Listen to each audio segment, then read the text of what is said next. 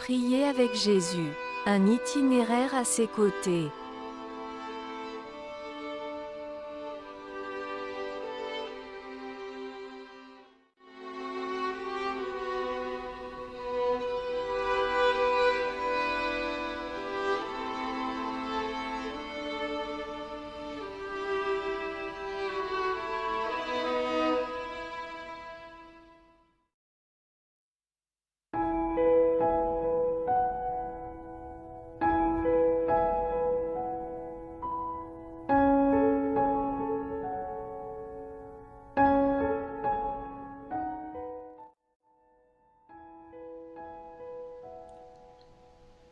Bonjour à tous, nous voici au jour 5 de notre deuxième semaine de cheminement.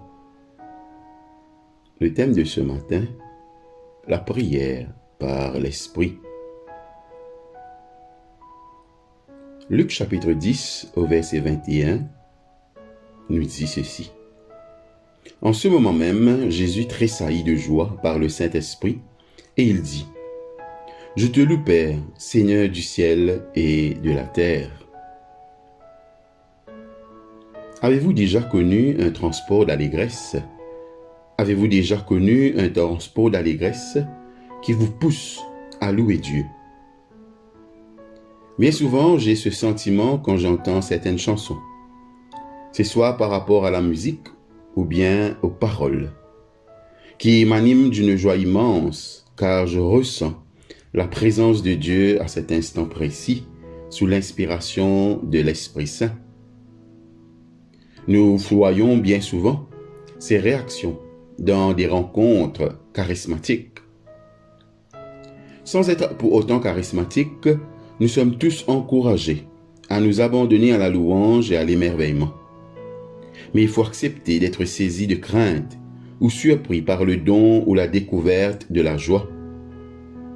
Dans certains milieux très convenables, où l'on ne parle pas de liturgie et où il faut une place pour chaque chose et chaque chose à sa place, nous ne laissons pas à l'Esprit de Dieu la possibilité de nous donner des frissons ou de nous abandonner à une prière spontanée de louange ou de reconnaissance, à un moment ou dans un lieu qui ne sont pas prévus et réservés à cet usage. Jésus se permit de formuler avec une joie spontanée cette simple prière de louange. Il n'a pas attendu l'arrivée du sabbat, ou d'être dans la synagogue, ou dans un lieu de prière. Les nouvelles communiquées par les 70 disciples au retour de la mission qu'il leur avait confiée, un retour que Luc ne qualifie pas de joyeux par hasard, incitent Jésus à se réjouir, à l'instant même sous l'action du Saint-Esprit, et à louer Dieu pour les choix surprenants dans la vie. La joie peut être contagieuse et la prière spontanée. C'est ce que Jésus démontre sur le bord du chemin.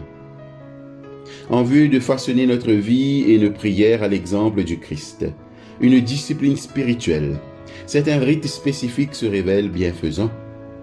Mais si cette discipline spirituelle ne laisse pas de place à la spontanéité et la surprise, l'émerveillement et l'admiration, ces rites risquent de devenir des coquilles vides qu'il faut remplir d'habitudes préconçues, ayant reçu l'approbation officielle, apprises par cœur, mais qui ne jaillissent pas spontanément du cœur. Le contenu même de la prière de Jésus lève quelque peu le voile sur les façons étrangères, voire subversives d'agir de Dieu. Je te loue de ce que tu as caché ces choses aux sages et aux intelligents, et de ce que tu les as révélées aux enfants. Pour être surpris et soulevé par l'envie soudaine de louer le Seigneur, nous devons admettre notre incapacité à connaître toutes les réponses et renoncer occasionnellement à notre tendance à vouloir tout contrôler. Jésus cherche notre point faible, non pour nous faire du mal, mais pour que l'Esprit développe en nous une liberté plus profonde et une ouverture plus grande. Nous discernons alors mieux l'appel divin et goûterons mieux la joie divine dans les expériences qui ne sont ni calculées ni attendues. En ce moment même, Jésus tressaillit de joie par le Saint-Esprit. Nous n'avons pas besoin d'attendre le rassemblement habituel de l'Église ou la partie liturgique pour tressaillir de joie et formuler la prière spontanée de louange qui l'accompagne.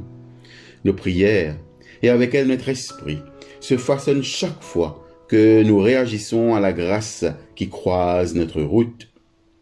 Comme Jésus, arrêtons-nous au beau milieu de notre marche, même au milieu d'une phrase, dès que nos yeux, nos oreilles ou notre esprit se rendent compte que nous sommes en sa présence. Cela peut être n'importe où et n'importe quand.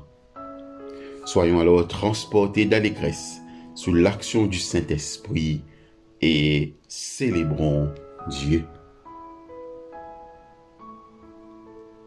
Prions. Je te célèbre, ô Dieu, pour tout ce qui, dans la vie, me fait découvrir le plus petit indice ou la plus sublime manifestation de ton amour présent et agissant. Aide-moi à t'exprimer la reconnaissance qui va de pair. Par Jésus, ton Fils, je te prie. Amen. Votre exercice spirituel pour ce matin. Quand vous êtes-vous la dernière fois senti envahi par l'envie ou le besoin d'offrir à Dieu une prière de reconnaissance ou de louange?